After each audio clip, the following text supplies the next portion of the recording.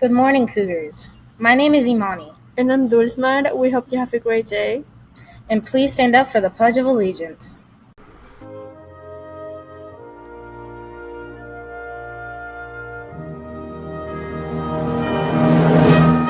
I pledge allegiance to the flag of the United States of America and to the republic for which it stands, one nation, under God, indivisible, with liberty and justice for all.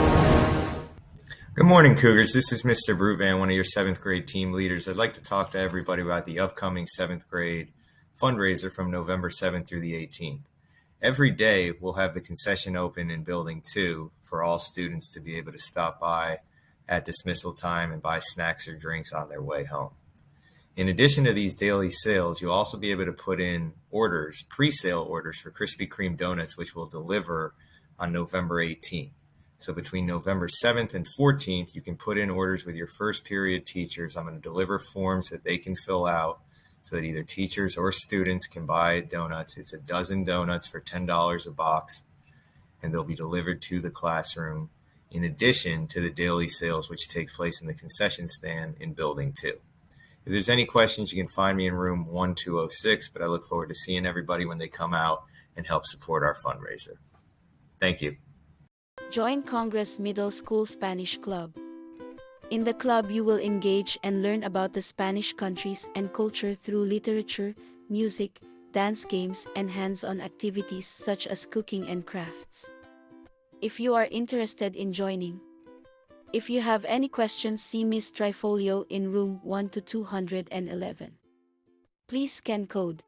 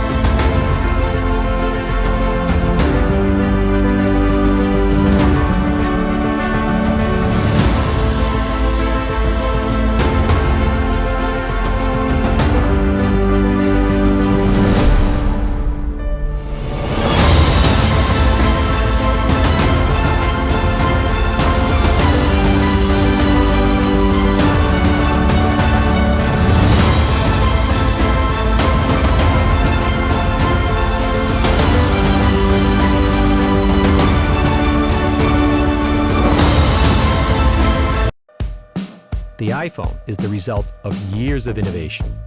But true innovation means considering what happens to a product at every stage of its life cycle. Meet Liam. When it's time, Liam deconstructs your iPhone. Parts are detected and removed and separated. So the materials inside those parts can be repurposed to rescue cobalt and lithium from the battery, separate the gold and copper in the camera, extract silver and platinum from the main logic board, so the materials in your iPhone can live on.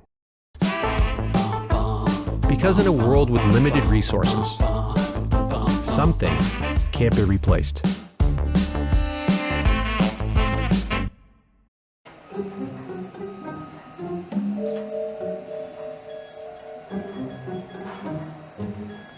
I'm like looking off camera to be reminded how to wave.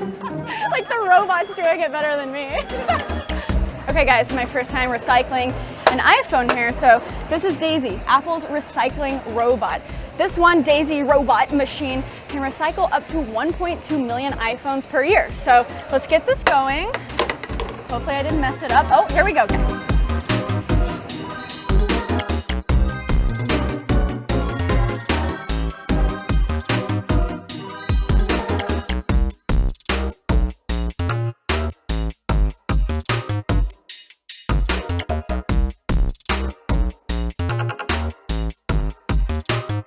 Guys, my name is Sarah Dici, rhymes with Peachy. Today we are kind of in an undisclosed location here in Texas to check out Apple's Materials Recovery Lab. So this is where iPhones get recycled.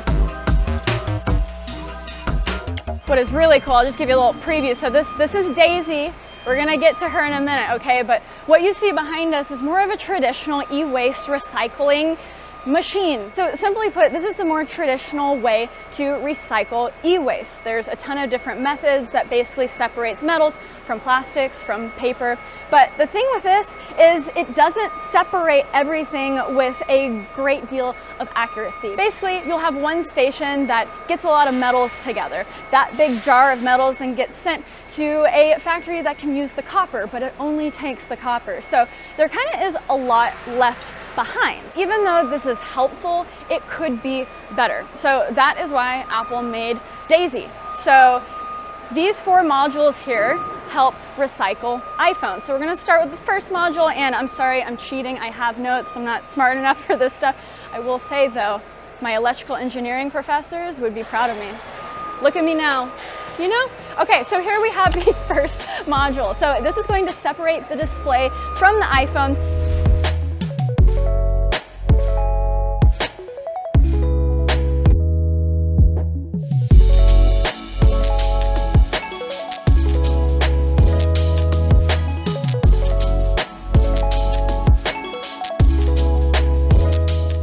And then we move on to the second module that actually removes the battery. It's so funny, things seem so simple as I'm just saying it, but there's a lot going on back here. So how the battery is removed, you basically get a big gust of really cold air that loosens the adhesive of the battery. The battery drops and then someone retrieves it at the bottom.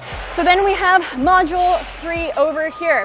So this third module removes the screws, and their first prototypes of these robots, they called him Liam. They all have very fun names, but basically the problem is it wasn't super accurate. It was kind of hard to screw each individual screw. So some of the innovation here, they basically said, okay, how can we work with this? Let's be a little bit more aggressive. And Daisy, just like that sound, bangs out the screws. So once the phones reach module 4, Daisy separates all the different components, pieces, and parts, and then they end up on this conveyor belt. And then these modules get sorted by humans and then get thrown into these big bins, kind of like these over here. They get sent off and then the process starts again.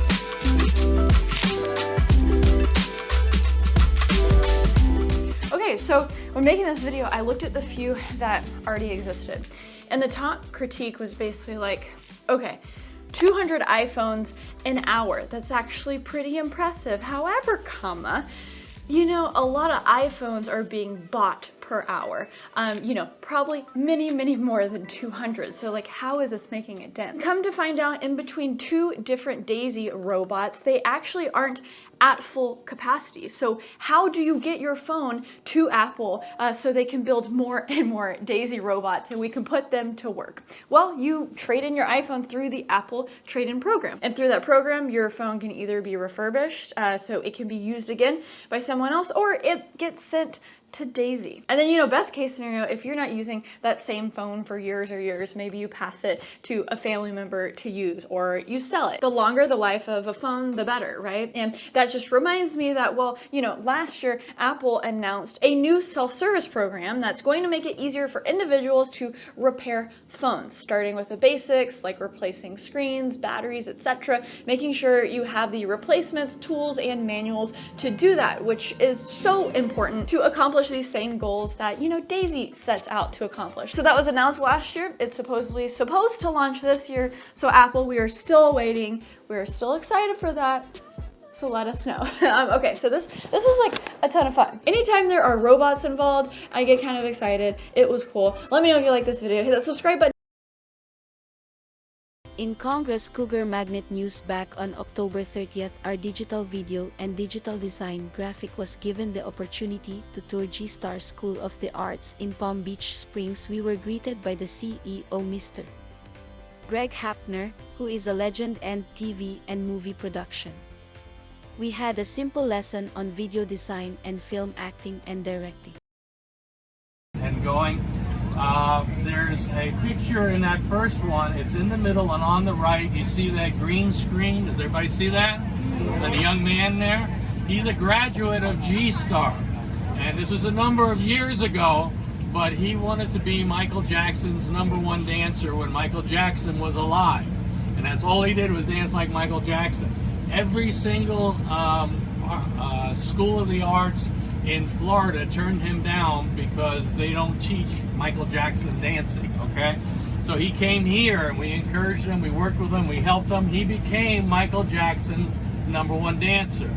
Today he's Beyonce's choreographer, and he's an award-winning choreographer, and he's been with her. His first gig with her was at the Super Bowl. So he's won all kinds of awards, and he's here today.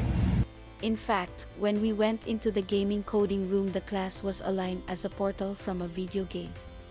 In this class, students are encouraged to play video games which they will later deconstruct and recreate in Unity. Happy to have her. So can you tell them a bit about, and now you can start to move up a little bit. So yeah, come this way so you don't have to be so back there. Just come up a little more. All right, so for those in the back, so I am Miss Chapman. I am the animation and game teacher. What you are seeing right now is my students actually playing some games because they're analyzing it. Because it's all about finding out what's going on behind the stories besides what you see. So, right. School might be a good place for you to attend. There is no official busing to the school, so you will have to get a ride from your parents. There are no fights in this school. Still, the students will have the opportunity to work with Disney Universal major music and movie artists. In fact, digital work that was done was with Disney's Tron reboot. G-Star High School of the Arts will be at Congress Middle Open House on November 15th, Tuesday at 6 p.m.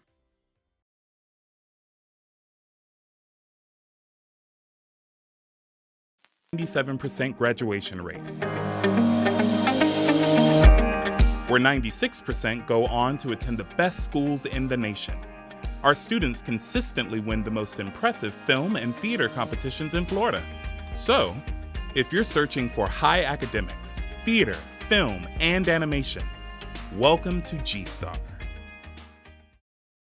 Dear 8th grade Cougars, Santa Luz High wants to invite you to the Academy Open House on Wednesday, November 16th at 6 p.m. Pick from Choice Academy, Culinary, Cyberspace, Early Childhood, Music Industry, Visual Arts. This will take place at Santa Luz High School on Wednesday, November 16th at 6 p.m. Come all, come all. We know you love to eat. Congress Middle School PTA will want you to stop by on Tuesday, November 15th, 4 to 8 p.m. at the Five Guys Boynton Beach. Five Guys will donate 30% of the purchase.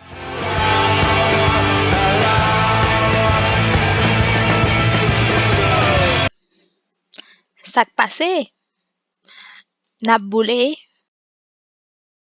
Creole Heritage Club will meet on Tuesday, starting this Tuesday, November 15th, from 4:15 to 5:30 p.m. in room 216 in Building 1. In this club, you will learn about the Haitian culture and how it has changed over time. We'll learn about the Haitian food, music, arts, and significant people, and they will have guest speakers, field trips, and projects. Please see Mrs. Cadet, Miss Yance, Mrs. Easton, Miss Webster, or Mr. Fleury, or Mr. Cuckoo.